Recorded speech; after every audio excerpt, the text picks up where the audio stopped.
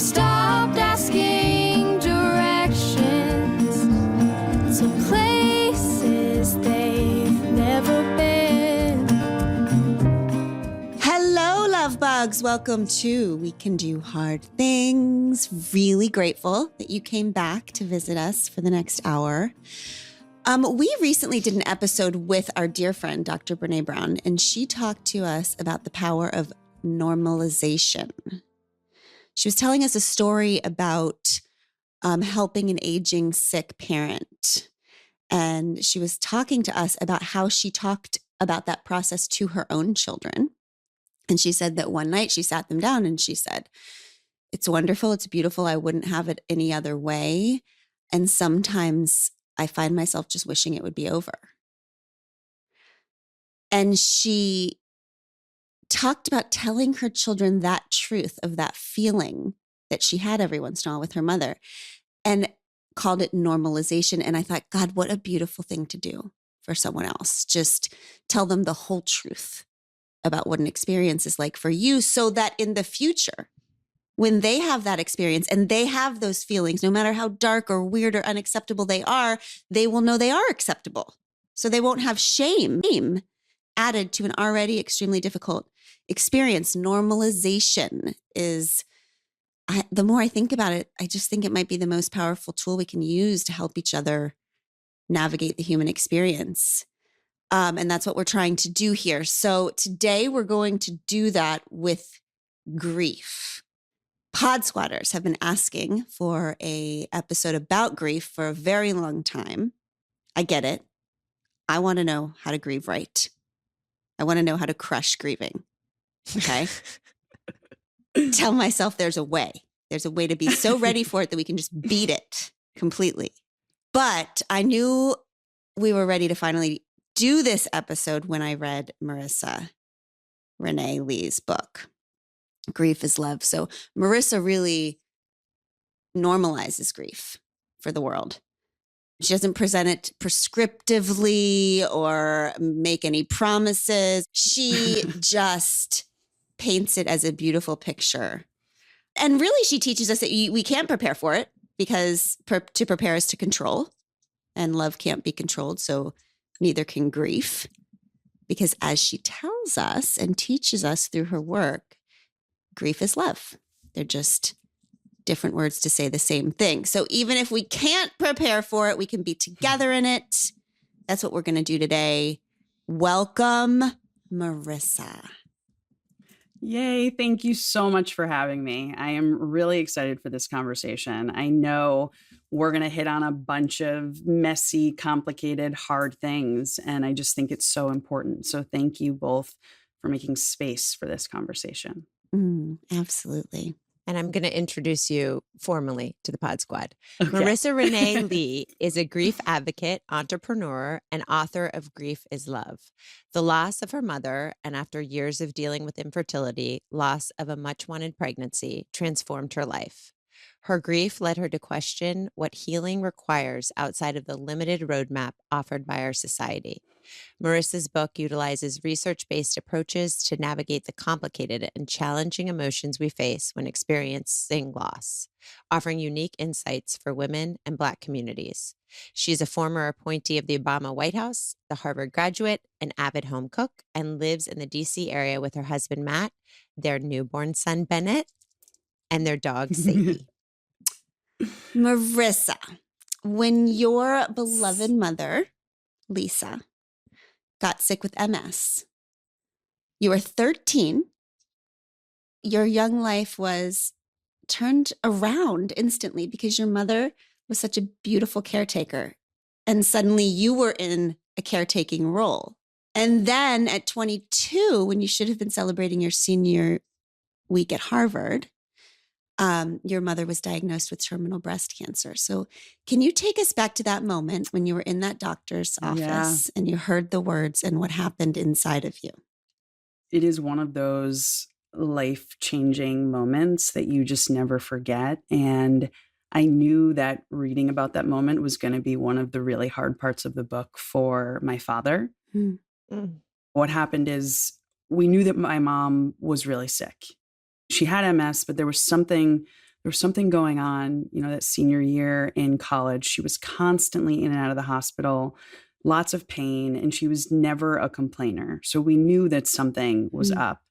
And I remember walking home from a babysitting job on campus, and she called me, and a doctor, an orthopedic doctor who was a family friend, had found some lesions on her spine. And in that moment, I thought, oh, that's got to be something very serious and really bad. And so I made plans to leave school a few days before graduation and head home to New York to be with my mom and dad as they found out what was wrong. And we found ourselves in a small oncologist's office in Fishkill, New York. And I remember standing there, furiously taking notes by hand because this was 2005. And the doctor put his hand on her left breast. And then he took like some sort of doctor's ruler type thing, and he measured it. And then he took her hand and said, "Can you feel that?" And she said, "Yes." And I knew in that moment when she said yes, that meant that whatever was found in her bones was also in her breast, which to me said stage 4 cancer of some kind. And that was the diagnosis. It was stage 4 breast cancer, a death sentence. And I felt my life completely change. And any sense of stability that I had about, life and my future, especially given I'm days away from graduating, trying to figure out what's next for me, what might my career look like, where am I headed? And now my mom is dying. And I know you know a thing or two about control. I shut down. Friends were calling and checking up on me, wanting to know what's going on with mom. How is she doing? How are you doing? I completely ignored everyone. And I drove myself that night to Barnes & Noble and decided I was going to immerse myself in the research and the literature. If my mom was going to die from cancer, it was going to be as good as it could be for her. I was going to know every statistic. I was going to understand every data point. I was going to know everything about the latest treatments and the best diet and everything to do, because I wanted her to be as supported as possible. In that moment, I did not think about support for myself. I couldn't deal with feelings. I could only take action. That was my solution, the research. And then I put all of my research notes and next steps in a color-coded binder. And that was how I coped. You said that when that happened, you gave yourself permission to not to fall apart, but to soldier on. When we talk about grief, that is sort of the cultural idea that we're gonna soldier on through it. Is that, Marisa, the more I read your work, I thought, is it the actual opposite of that imagery? Because what it feels like your work says to us is in that moment, what we have to do is surrender to whatever grief has for us. But instead we have the soldier metaphor, and soldiers don't surrender. I mean, you're right. I lead the book with this chapter on permission, because the thing that I didn't give myself permission to do was permission to grieve, permission to be a mess, even just for a couple of hours or a couple of days. I didn't allow myself that space. I only allowed myself to worry about my mom, to be focused on what I could do to help my mom. Even I remember telling her that she didn't have to come to graduation. Like that was where I was. I couldn't face my own feelings because I believed that they would overwhelm me. And I now know from the research and years of being in and out of therapy that when we actually do surrender to our feelings, when we name them either internally to ourselves, write them out, share them with a friend, like that is actually when they become easier to deal with.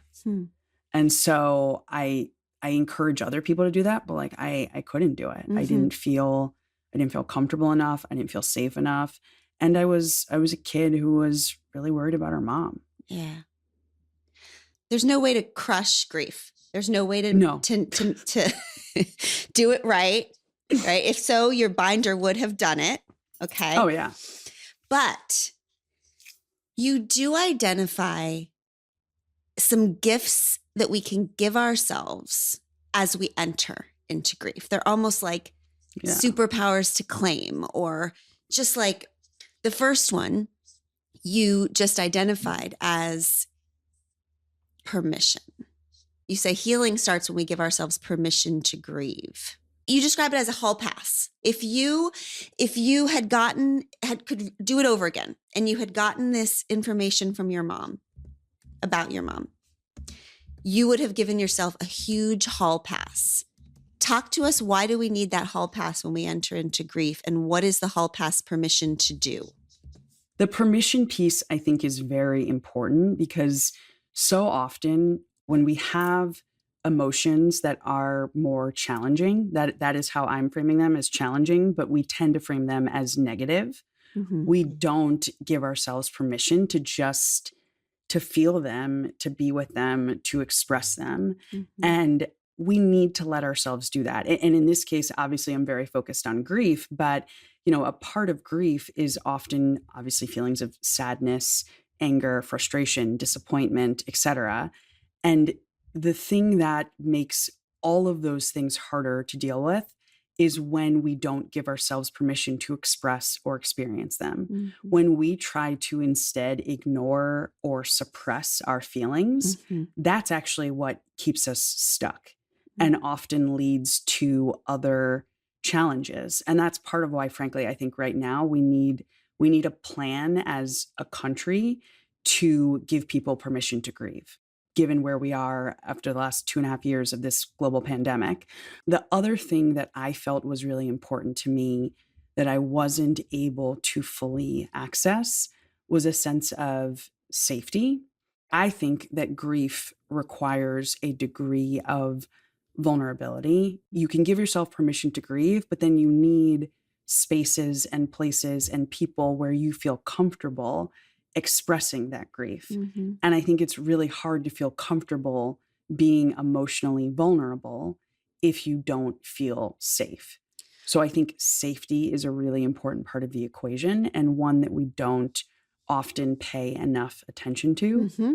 I think you also need to give yourself permission to ask for help, whether it is help that you pay for in the form of therapy or counseling or a support group that you join, whether virtual or in person, or just family and friends who you can reach out to when you're having a hard time. People who you can say, like, look, for me, it's February. My friends call it fuck you February. Mm-hmm. My mom died on the 28th and her birthday is on the 18th. Mm-hmm. So like the lead up is weird and I just feel like crabby and a bit off. And then the 10 days in between are an unpredictable mess. Mm-hmm. I might be fine. I might be anxious. I might be angry. I might start crying for no apparent reason at all, other than I miss my mom who's been dead for 14 years. Mm-hmm. And so, having a group of people who are ready to send the supportive text or send a bunch of cupcakes or whatever it is, just makes dealing with the grief so much easier. Mm-hmm. And then you have to get comfortable with the concept of grace, which is something that I hadn't thought of a lot. But when I sat down to write this book and really think about what has enabled me to live with this loss, grace is a big part of the equation. Mm-hmm. As far as I can tell, grief is forever. I don't know that there will ever be a day where I stop thinking about or missing or longing for my mom. And so because grief is forever and because grief is also highly unpredictable, I have to be prepared to regularly extend grace to myself and also to extend it to other people who deserve it when they don't show up the way that I expect them to. Mm-hmm. Those tools that you just gave, the first one you said, an actual permission slip.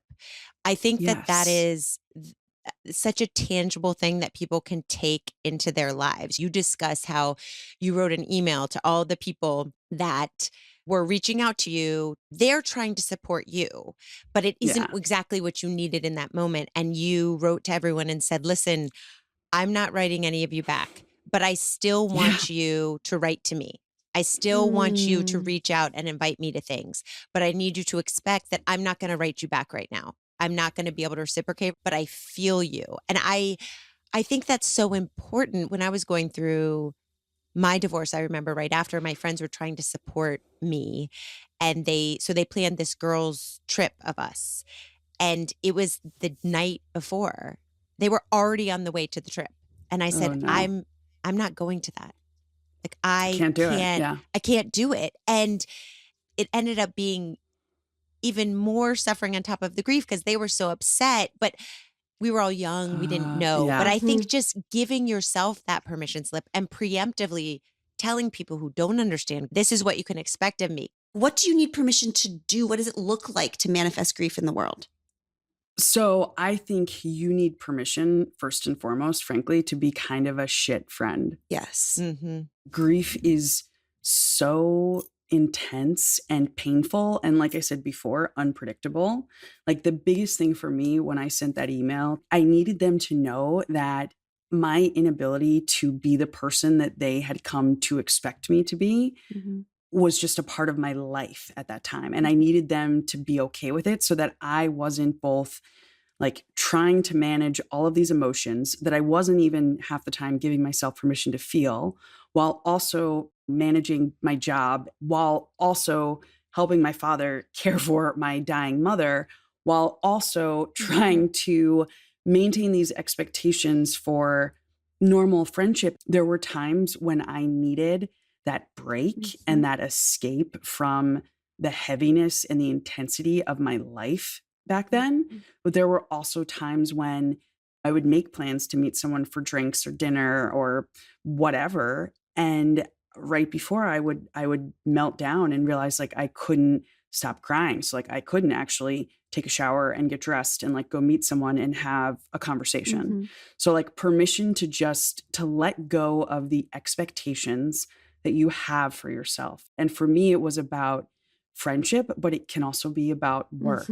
It can be about how you show up as a parent, because when grief arrives, it takes over and you are not in charge. And I think permission to just let grief lead sometimes is a big, big, big part of the healing process. I know from my experience, not giving myself permission in those early years, that it can be really damaging. It made my anxiety a lot worse, for sure. Lack of ability to sleep, feeling that like intense physical anxiety, knowing that with each night that passed, I was a day closer to my mom dying.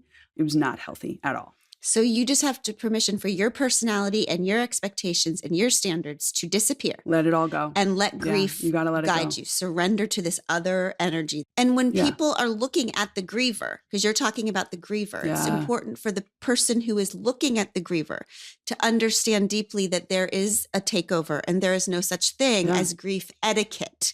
That person is not going to be following a set of grieving etiquette. Absolutely not. And if you are the supporter, what do I do? How do I show up? How do I support someone? And I'm currently supporting someone who's dealing with grief. And it's hard. It is not this thing that is just limited to the time around when someone dies. We have this image of grief that is so closely connected to the time of death. You think about all the TV shows and movies where everyone's in black at the funeral, and then we're moving on to the next scene like 5 minutes later. And that's what we've come to understand grief as, and that is wrong. Grief is the repeated experience of learning to live in the midst of a significant loss. You're doing that learning before the death, after the death, weeks, months, years, decades later. I struggled with Mother's Day this year. It was my first Mother's Day as a mom, which is awesome. But I also don't have my mom to share in this experience. That made it really hard. I lost it before a book event, the Saturday of Mother's Day weekend. And my husband really didn't know what to do. So just made me take a long hot shower and was like, we're going to be a little bit late for the event, but like, it's going to be okay. And he just supported me through it by just being kind and gentle and not being like, you have to get your shit together, basically. Mm-hmm. And so I think if you are someone who's trying to support someone, be prepared to show up over and over and over again. Mm. The fact that my friends have named February and that it's a thing that like we are all in on and that they are a part of even all these years later, like that is how you show people that you really love them, like continuing to show up. And if you are someone who doesn't know what to say, someone just lost someone, or, you know, perhaps is dealing with the lead up to losing someone they love, I am telling you, it is less about what you say and more about what you do and just how you treat them. Mm-hmm. Because there's nothing that you're going to say that is going to be the perfect thing. Mm-hmm. Nothing will give them enough Mm-hmm. comfort. Mhm. But showing up in a way that is authentic to them and or to your relationship with them is what matters. When we lost our pregnancy, one of my really good friends, she and I, we love cheese. Like cheese has been a big part of our relationship. And she sent a box of gourmet cheese and like stuff to go with it from Murray's Cheese Shop in the West Village. And when I got that package, like I felt so seen because it wasn't about this horrible loss that I hadn't even still processed. It was about Marisa. Mm. Mhm. Show up in a way that reminds people like who they are in their core. That's a good tip. She stepped outside of grief etiquette. Like grief etiquette says, send the flowers, send the da-da-da-da-da-da. No, but she no, stepped everybody sends outside the of flowers. it and like thought about you.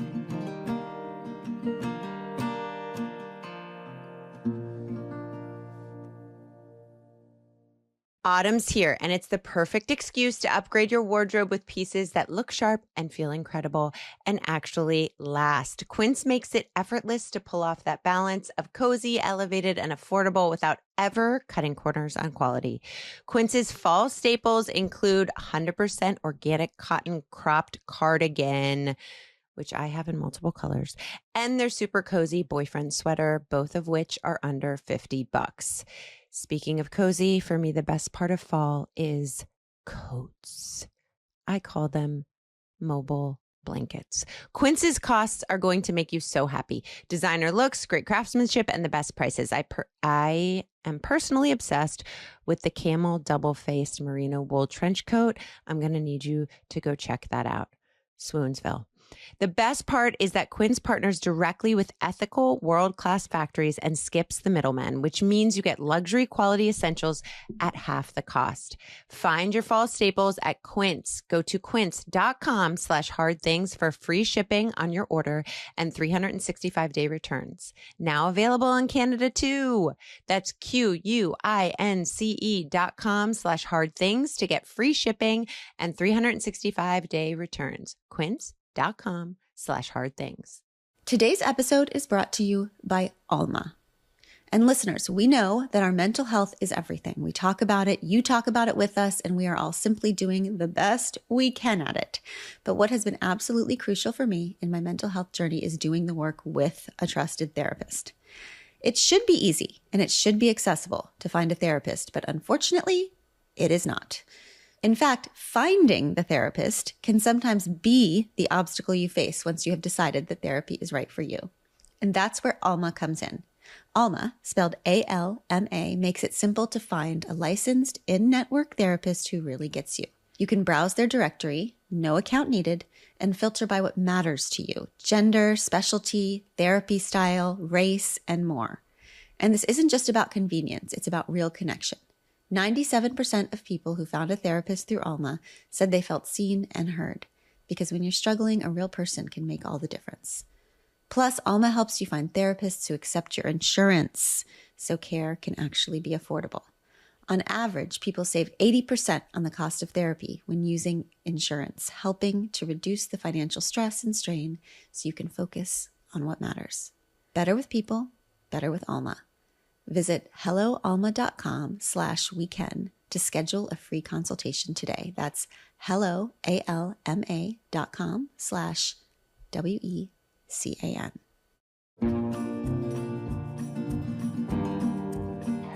What is an example of thinking of something you expected, a way you thought grief was supposed to go compared to what it was? I did all of my grief research. I was reading Elizabeth Kubler-Ross's On Death and Dying months before my mom died. I sat with my mom and put together a spreadsheet of all of her last wishes, what she wanted for her funeral, and what she wanted to do with some of her things. I did all of the stuff I could to prepare. Mm-hmm. And I really thought that that was going to be my saving grace. My dad was the one who was praying for some kind of a miracle until the day that she died. Whereas I was the one that was like, Mom's going to die. We need to make a plan. We need to be honest about this and just like do what we have to do to make it as easy on her and as easy on us as possible. All practical, no feelings.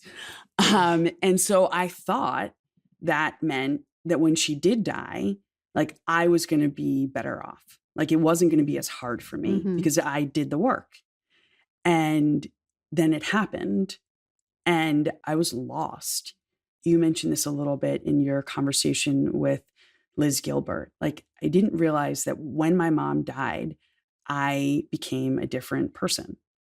Like whether I wanted to or not, I was no longer Marisa, who she was on February 28th at 5:36 p.m. Like when the clock turned and she was pronounced dead, I became Marisa, who no longer has her mom in this world. That's just a different person.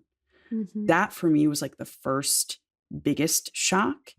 And then I was shocked to struggle so much with work. Like I've always been like a very career oriented, let's get it done type person.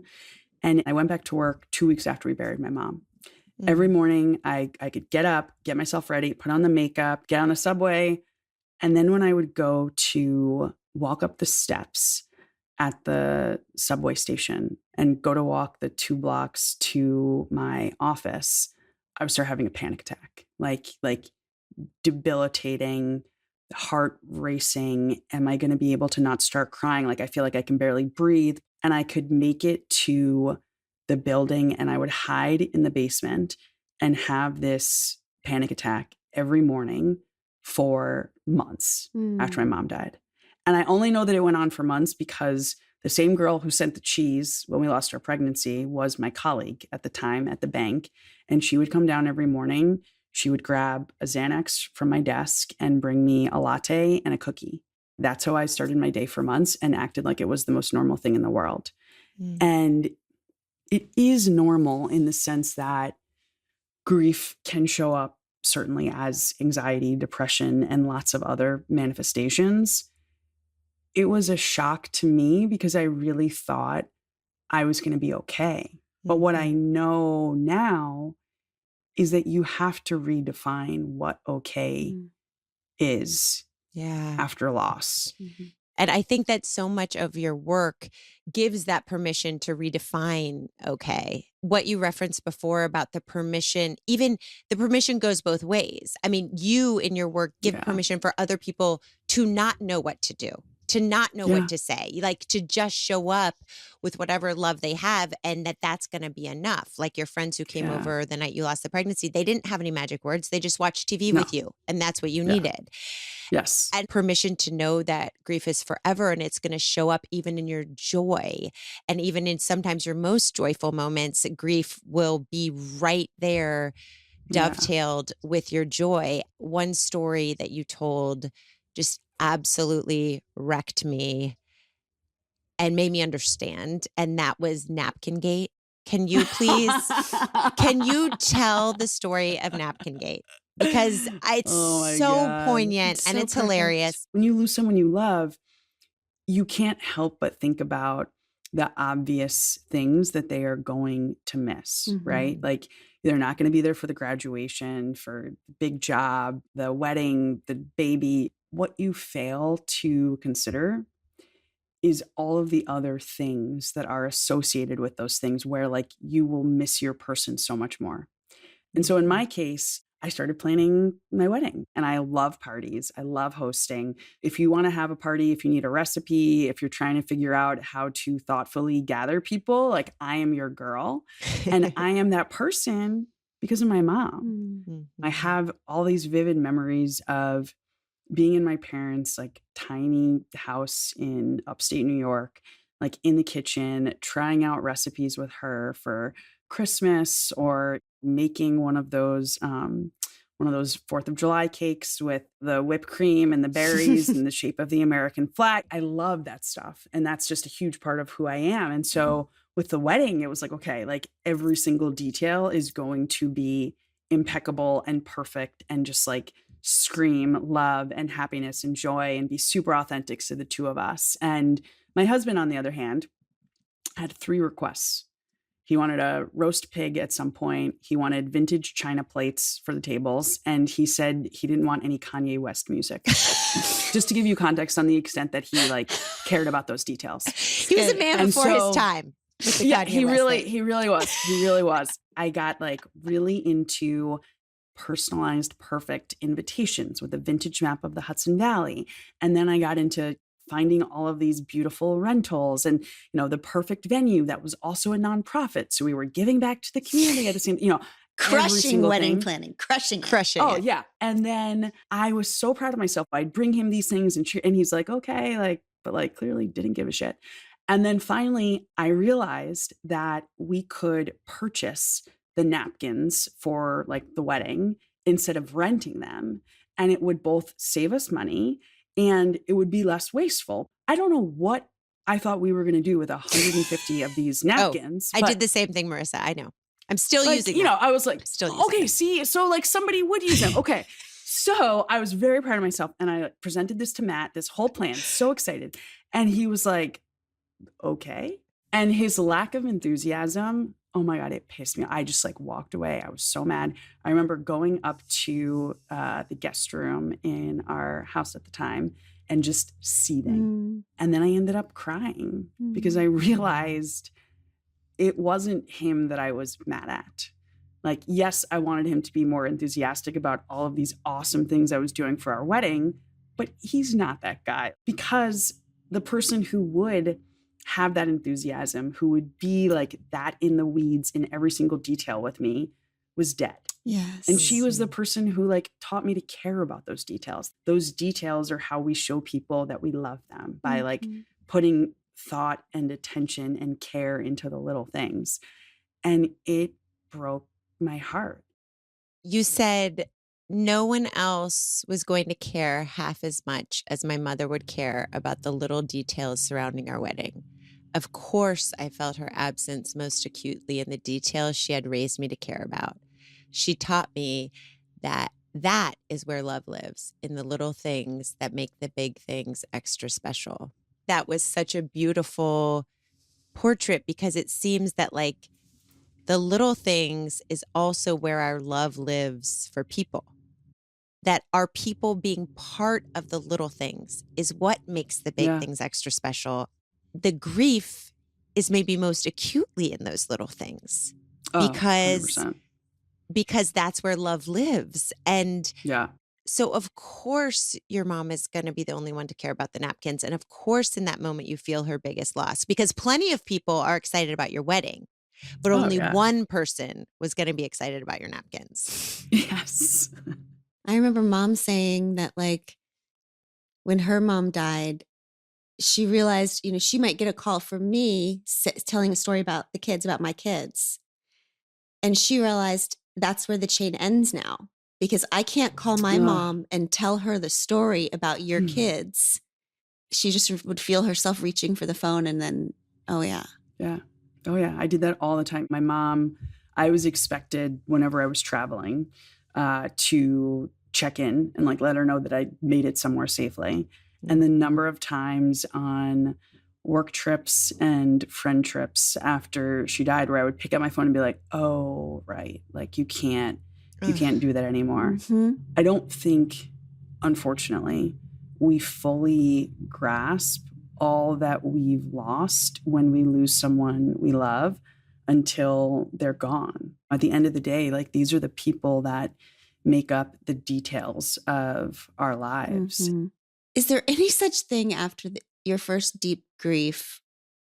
Is there pure joy anymore? The example you just gave of your first Mother's Day.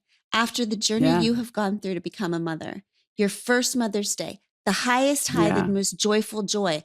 But the most joyful joys are now pierced Yeah. because of loss. It's this idea we have of brutal, like now the most beautiful things also make you think of the most brutal loss. Everything will be both now. Yeah. I think about like when you work in the White House, you get to do a departure family photo with the president, or at least in the Obama White House. Bringing my fiance, and I brought my cousin and her husband and our godson and my father. And hearing my father like talk to President Obama and like have that moment, especially obviously as a Black family, and hearing him fumble a little bit. And I knew in that moment walking in to the Oval that he wasn't fumbling his words because he was nervous about meeting Barack Obama. Like I knew he was fumbling his words because he missed my mom. And it's a place where obviously she would have loved to be as well. The love that we share with people is something that leaves a permanent imprint on our brains. And so it's not about getting over it. It's about learning to live with it. And that's technically called the continuing bonds theory, which argues that the best way for us to live with loss is to find a way to continue our relationship with the deceased. I definitely talk to my mom sometimes. I make an intentional effort to include her in our family and to share her with Matt and now with Bennett. We kicked off Pub Week for Grief is Love by giving Bennett his first pancakes. Pancakes were my mom's thing. Sunday mornings before church, she would make us pancakes like pretty religiously, even when she was sick. We wanted to find our own way to include her in this special week. There was a lot of joy there. And that's the thing about grief. It doesn't always show up as sadness and wailing and depression. Sometimes it's just love and peace and inclusion. I want my husband and my son to know my mother. My husband and my son will know my mother, actually. Yes, I love that. I had a question about the continuing bonds theory of attachment that you talk about in the book, because I was amazed to read that the creator of the hospice movement, Elizabeth Kubler-Ross, she taught us all the 5 stages of grief. What we learned from you is that those 5 stages describe not a person who is grieving a loss, but uniquely a person who is in the process of facing the end of their own life. So those where we expect to get through our 5 stages, which obviously are nonlinear, to the place of acceptance does not apply to people who are grieving. No. And so you talk about a different way through this theory of attachment that love, like grief, neither are to be conquered or controlled. They're just something to be integrated into our lives. Can you tell us about that light bulb moment with you and Trayvon Martin's mother, where you kind of saw that clearly for the first time? Yeah. So on the 5 stages, when you hear stages, like you think about it like AA. You have one step and you complete it, and then the next step, or, you know, the milestones and developmental stages that I'm seeing my son go through, like very linear. Grief as video game. And I just crushed this stage. You're leveling up. Yeah. And then at the end, you're all good and you're healed and you're happy. And the end, that wasn't the basis of her research. Like her research really was for people who are dying themselves. And I just think it's so important for us to let go of that framework because it's caused a lot of people, myself included, a lot of pain. To your point, Amanda, the critical turning point was not just believing for myself that I wasn't going to get over it, because I knew deeply after the pregnancy loss that this whole getting over it thing was bullshit. It was, gosh, almost exactly 2 years ago that I was in conversation with Trayvon Martin's mother, and it was in the wake of George Floyd's murder. I did a series of conversations on Black grief and healing and joy.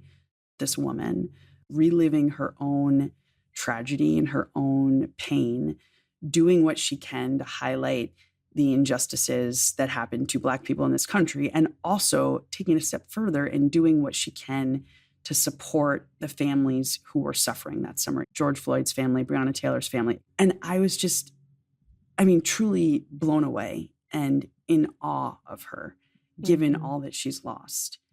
I was asking her about like why she is showing up for the rest of us. I couldn't understand why. And she said, I feel like it is the right thing to do to help these people with their grief because I know it. I've been there. And I know that not only do I still love my son, but I know my son still loves me. And when she used the present tense, like it was one of those life-changing things for me because that's why you don't get over it. And that's why you don't move on. Because not only do you still love them, but they also still love you. And so I thought, if I can still continue to access in the present tense my mom's love, why do I also feel so much pain associated with grief?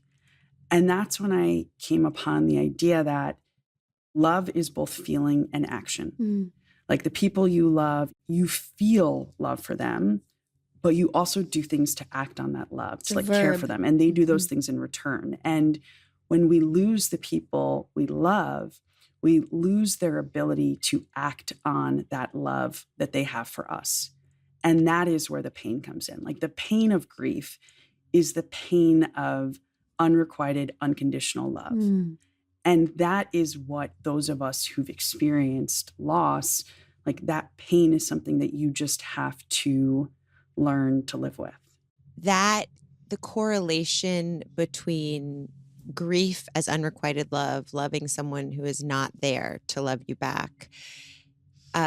It was such a beautiful parallel you made to being a Black woman in America and having unrequited love for a country that does not love you back. And I think that brings us to a very interesting part of your work, which is that in America, as a Black woman, practically speaking, is truly grieving a privilege. Like, who gets to grieve in this country? You said, vulnerability requires a sense of safety that is not equally distributed in our society. Some people are too busy, too female, too poor, too Black for vulnerability. If day-to-day living feels like a battle, grieving seems like a luxury.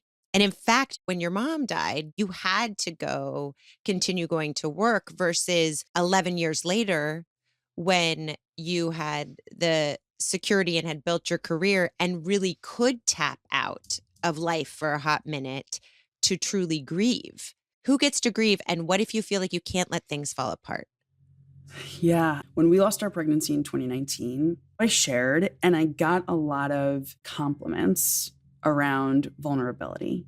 And it made me feel really uncomfortable. And I couldn't figure out why. And it took the process of writing this book to figure out that I don't want to be complimented for being vulnerable.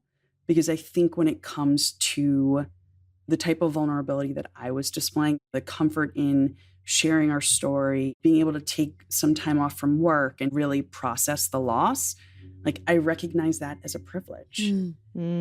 Healing shouldn't be a privilege. But we know in this country that continues to worship capitalism and white supremacy, that healing is a privilege, physical and emotional healing for that matter.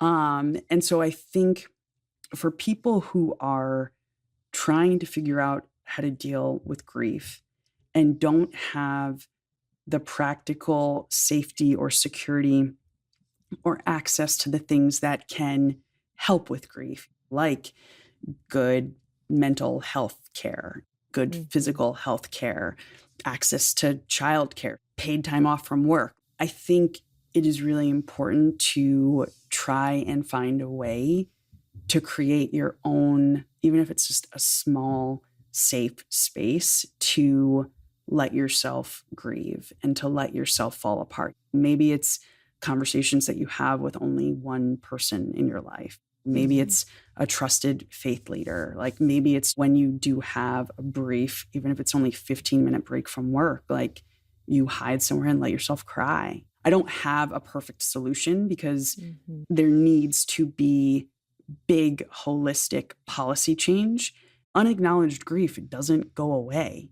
It generally manifests as other things, from addiction to forms of abuse, serious mental health consequences. Like it's not something that we can afford practically to ignore. Millions of Americans have been forced to figure out grief for the very first time as a result of COVID-19.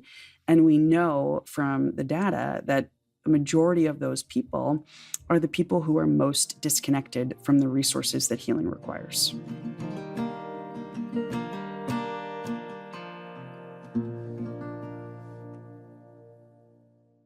This show is sponsored by MIDI Health. For way too long, midlife health issues, perimenopause, menopause, all of it have been brushed aside. We've been told to just deal with it, as if hot flashes, mood swings, exhaustion, or sleepless nights are something we should just suck up and power through. It's time for a change. It's time for MIDI. Did you know this? This horrible fact: 75% of women seeking care for menopause or perimenopause issues are left completely untreated. 75%. That's because we're not getting the help we need from our healthcare teams, and because finding a menopause-informed healthcare team can feel so overwhelming. Just last week, I was at dinner with friends, and one of my buddies who has been having constant perimenopause symptoms was talking about how overwhelming it felt to find a new doc, vet that they were menopause savvy, check if they took her insurance, and then endure the wait time for an appointment. I told her, bypass the overwhelm. Log on to MIDI. You log on, meet one-on-one with a MIDI clinician remotely. They listen to your whole story, take it seriously. They create personalized solutions, hormonal therapies, lifestyle coaching, preventative health guidance. This is care tailored for you. And they send prescriptions to your local pharmacy. And guess what? They are the only women's telehealth brand covered by major insurance companies. That means expert care that's actually accessible and affordable no matter where you live. Ready to feel your best and write your second act script? Visit joinmidi.com today to book your personalized, insurance-covered virtual visit. That's joinmidi.com. MIDI, the care women deserve.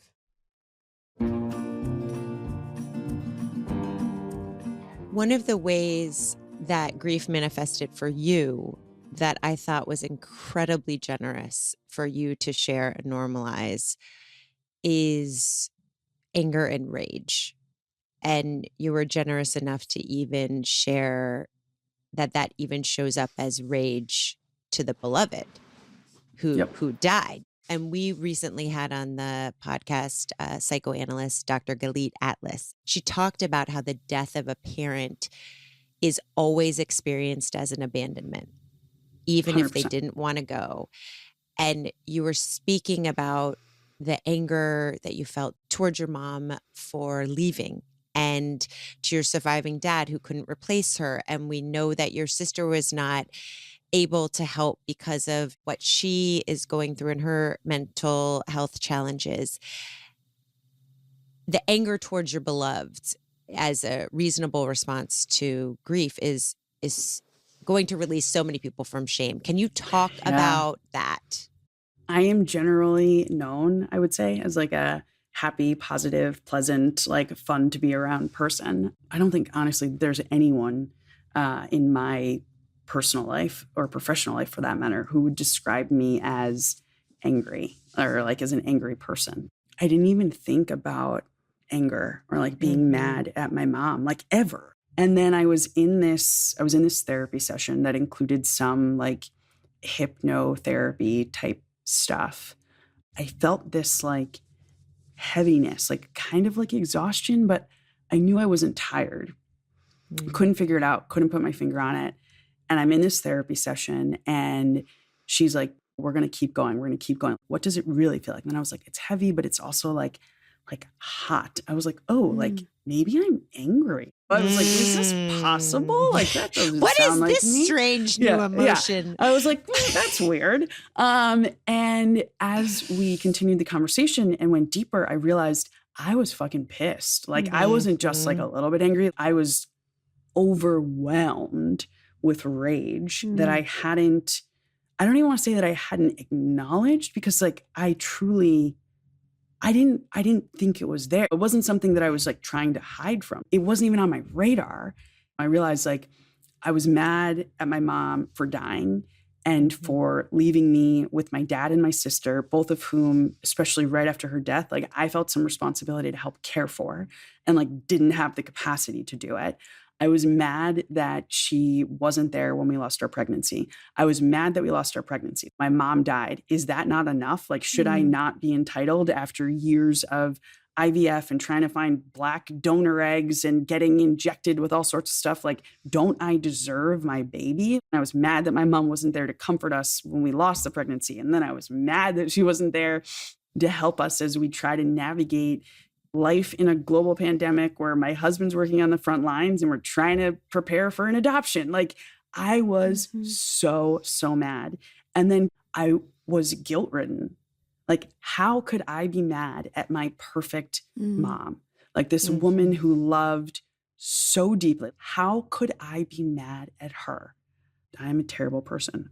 And when I realized I was angry and had a separate conversation with the person who helped with the research for the book and learned that anger, to your point, Amanda, is a very, very normal response for bereaved children. I was like, okay, like I have to unpack this. I have to figure it out. And I realized that the people who we love the most are also the people who we are most often like called to forgive and who we most often need to forgive us. And so I thought, if love doesn't end with death, why should forgiveness? And like when I think about my mom and the person that she was, like she wouldn't want me carrying around anything that was making my life harder. And so I decided that forgiveness, like love, doesn't end with death. And so I wrote her a letter and detailed all of the reasons why I was mad, just really being upset that like she wasn't here with me to help me, to guide me, to support me through these various life challenges. And I asked for her forgiveness for being angry. And I wrote in the letter that I knew that she forgave me and like would never be mad at me and wouldn't want me to feel guilty anymore. That's beautiful. And I let it go. That's beautiful. You talk a lot about one of the permissions being asking for help. And you talk about that beautifully with friends. But one of the things I loved is you teach us about grief partners, that you had a grief partner in Matt, in your husband, about your mother's death, and that he was a particular kind of grief partner. So we can have a grief partner who is like our steady rock because we are grieving. But that person, that sort of grief partner, is not the kind of partner that is actually experiencing viscerally the grief we are. So they can be your rock, your support. But then Matt transformed into a different sort of grief partner for you after your pregnancy loss, because that was as much of a loss for him as it was for you. You were in the grief together. So now he's a grief partner B, right? Less of a rock and more of a raging river as you were of loss. Can you talk to us about the difference in grief partners and how hard that was to have a grief partner who is grieving just as much as you are? Because that's so many of our listeners are going to have loss that is being experienced, but they've lost their person and they're suffering that loss with their other person. Yeah. And then they're disconnected from their person because you're grieving at different levels and in different ways. And so now. Yeah, like you wanted to go to there was a party and Matt wanted to go, like needed. Yeah. It was in the wake of the loss of the pregnancy. And Matt was feeling like a need for connection with other human beings, a distraction, whatever. You were like, absolutely not. So how do you not judge each other's needs? How do you make it through that with a partner? Grief support, even if you're not grieving like a loss together, having someone in your life, your life partner, spouse, best friend, figure out how to be a grief partner to you, like that in and of itself is hard. Mm-hmm. And I think because we had that as like a big part of the foundation of our relationship, Matt figuring out how to navigate February, Matt trying to figure out how to help me bring joy back into Christmas after my mom died. Figure out like how to best communicate with each other and like how he can best support me and like what I need in terms of support. Mhm. Like all of that, I think, laid the foundation for us to be able to grieve the same thing together and separately relatively well. We both took the loss like very hard. This was our last chance and it didn't work out. I was so confident, and I am the girl who always has the backup plan, but I didn't have a plan because I was so sure after all of this time and money and effort and suffering that this was our shot. And then our shot didn't materialize. The day we got the call from our doctor that, yes, I had been briefly pregnant, but no longer was, Matt immediately fell apart. Like he gave himself permission to be a mess. I left him crying on the stairs at our house, and I put on my shoes and I drove to Walgreens because I was confident that the doctor had just messed up my blood test results with someone else's. Waiting in line at Walgreens, it was like the longest time to check out with these freaking pregnancy tests. I remember thinking, I really feel sad for this other woman. And I hoped that she had backup embryos because we did not. Oh, And Marissa. got in the car, I drove home, and when it was negative, I was in shock. It was such a mess. And I knew early on, just from knowing him and supporting him through his own challenges, like we were going to need very different things. At that point, I was comfortable enough with grief to know that boundaries are a very important part of the equation. And I tried as much as possible to be intentional about mine and to like encourage Matt to be intentional about his. And we both had our own therapists. I wasn't really doing a ton of the grieving because I was trying to fix it. Whereas Matt like let himself grieve and moved through the worst of it and the hardest parts of it before I did. Months later, it's Christmas time, and he's like, okay, like we need to start getting organized. And I was like, get organized for what? What are you talking about? He's like, well, like we're going to adopt, right? And I was still thinking maybe there was a chance. We're in the car driving up to New York for the holidays. And I said, I think you are getting frustrated with me. I said, it feels like you are not able to have as much empathy for me as I need because you don't understand why I'm still so sad. And thankfully, I married someone who is reflective, and he said, you know what, you're right. I don't get it. I feel like we just need to like get going here. And I was like, yeah, I get that, but I'm still struggling. I believe that that is the right path for us. But until I've had more time to process and just like room to be sad and also to get my health back on track physically, I can't do that yet. I'm not ready. Like I need more time to just be sad. And having that conversation then gave us both permission to do what we needed and to be in different places and to be okay with that. And so we committed, let's check in regularly, but without checking in every day. We needed to put boundaries around holding the grief together at the same time because we weren't in the same place.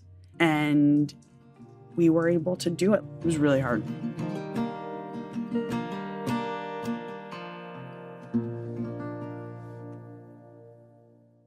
We Can Do Our Things is brought to you by Bumble, the app committed to bring people closer to love.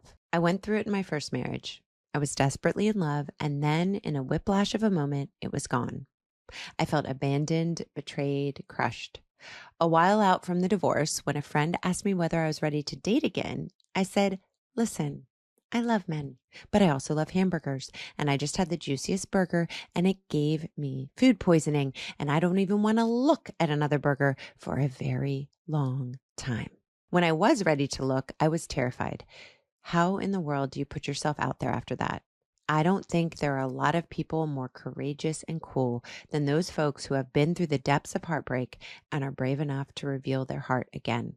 It starts with that first step, a shaky voice inside of you that says, I want this even more than I don't want that. I want to share life and this beautiful banged up heart with another beautiful banged up heart. These days, that first shaky step often happens online on a dating app. In celebration of you brave ones, we want to tell you about Bumble. What I love about what Bumble is doing is they are making that first step feel a tiny bit less scary, more possible, more human. They make you feel more safe. New Bumble users have to add multiple layers of verification, like mandatory photo, phone number, and ID verification, so you can feel more confident that the people you're seeing are who they say they are. Plus, profiles aren't just about photos. They highlight personality, interests, and passions, so you can get a sense of whether you will actually connect with someone. You can be shaky and scared and show up anyway. You can start again.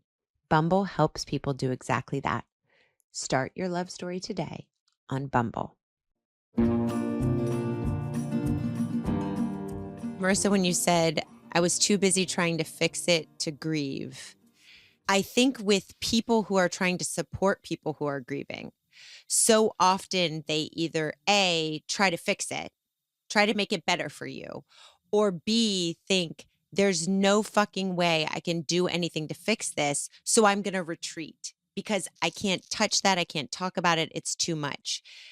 You talk about some things that people did for you that felt like really showing up. You talk about how people who put in their phones your mother's death day, your mother's birthday, people who bring her up in conversations Yes. with you, who remember when good things are happening to you, to ask how much you miss your mom right now. And that felt like love to you. How do people who are trying to support someone grieving know what that individual person needs? Because for me, when you say Yeah. boundaries around grief, I have someone who's grieving very deeply right now. I don't know in what moments they want to just be normal and just not talk about that thing, or Yeah. whether I'm ignoring it too much when I should be bringing it to them. Yeah. So one thing I will say that comes up a lot in my conversations with fellow grievers is people are often afraid that by mentioning the person, you're going to make it harder or make Yes. it more sad. But when you are in it, like, you're never not thinking about them. They're never far from your brain, whether you're preparing to lose someone you love or someone you love has passed away. There has never been a time when someone else, and I'm 14 and a half years in, when someone else has brought up my mom, that it hasn't felt good.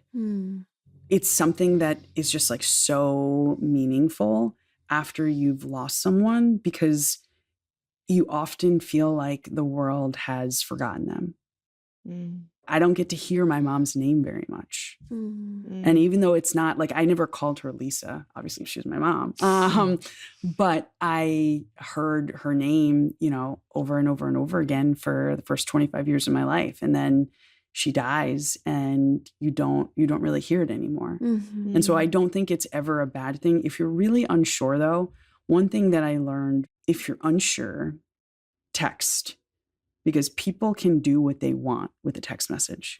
They can respond however they need to. Maybe you will send that text and it's on a day when they really needed to be reminded of, something about their person that you mentioned, or they really needed to be checked in on.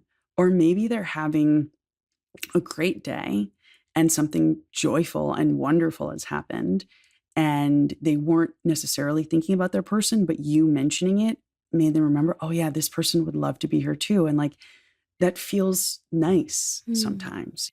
Grief isn't just I'm a puddle on the floor crying mess. Like, yes, I've done that many times. I'm a big proponent of crying in the shower in particular. Like, you can cry and be a mess and get yourself cleaned up all at the same time. It's So wonderful. efficient. Yeah.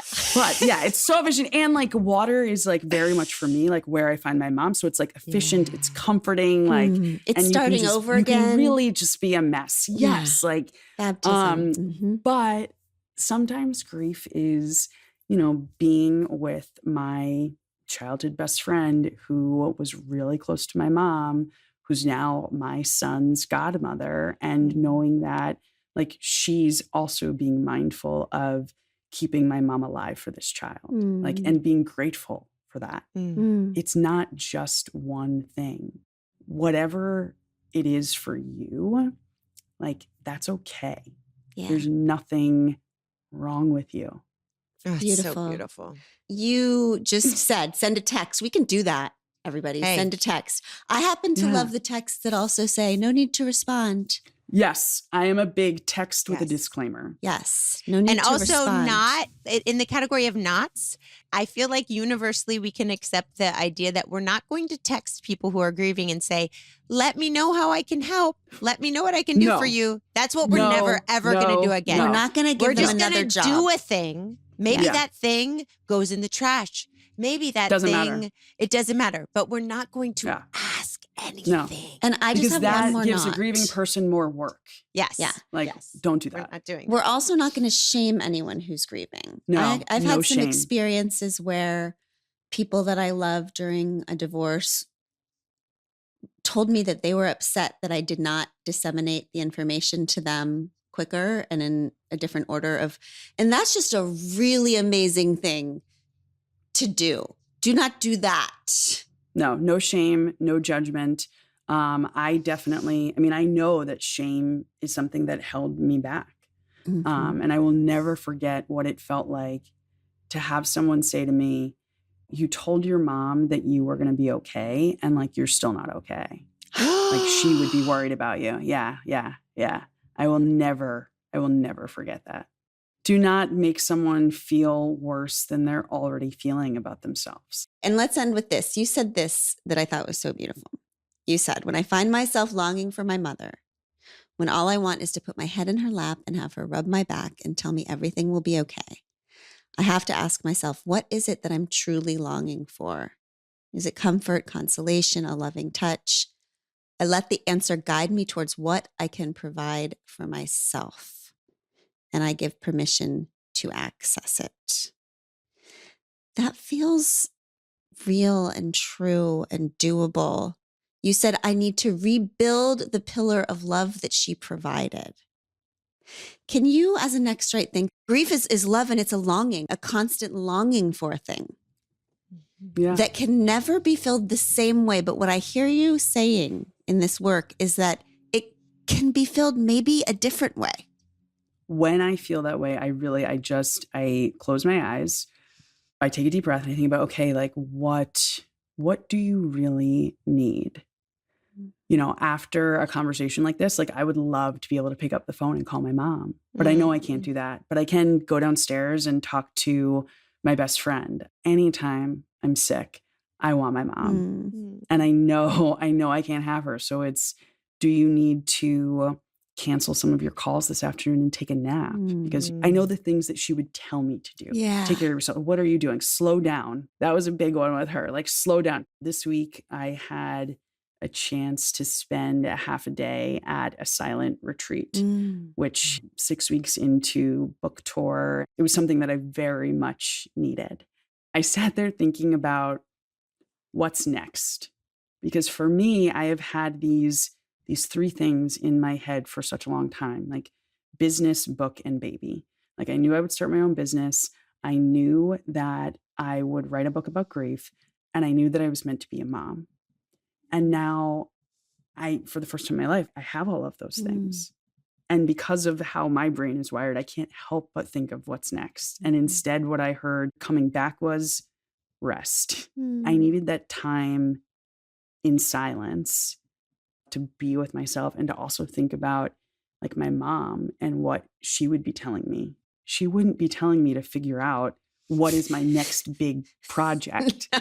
Like she's telling me to like go take a nap Yeah. or like sit in front of the TV for a while or just, hang out with my husband and my son and just be. And so I think being really intentional about what we are longing for and how our people cared for us, it helps us live with the loss because it ultimately gives us the tools that we need to really care for ourselves. Oh, so good, Marisa. It's the proof of your theory. It's the proof of that love is continuous because she is still speaking to you and telling you she's here. exactly what you need, as sure as if you would have picked up the telephone. Oh, yeah. It's so yeah, interesting 100%. and beautiful. Marisa, thank you so much. The rest Thank of you. We can do hard things like surrender, I guess, to love and to grief, which Marisa has proven to us are the exact same damn thing. We'll see you next time on We Can Do Hard Things. I give you Tish Melton and Brandy Carlisle. I walked through fire, I came out the other side. I chased desire, I made sure I got what's mine. And I continue to believe that I'm the one for me. And because I'm mine, I walk the line.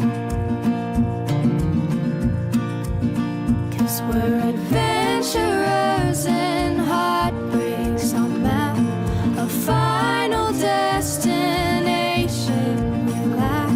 We've stopped asking directions to places they've never been. And to be loved, we need to be known. We'll finally find our way back home.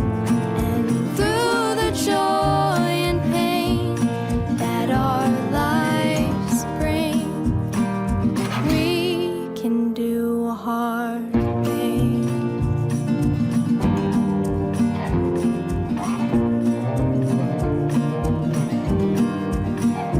I hit rock bottom, it felt like a brand new start. I'm not the problem, sometimes things fall apart. And I continue to believe the best people are free. And it took some time, but I'm finally fine. 'Cause we're adventurers and heartbreaks on map, a final destination we lack.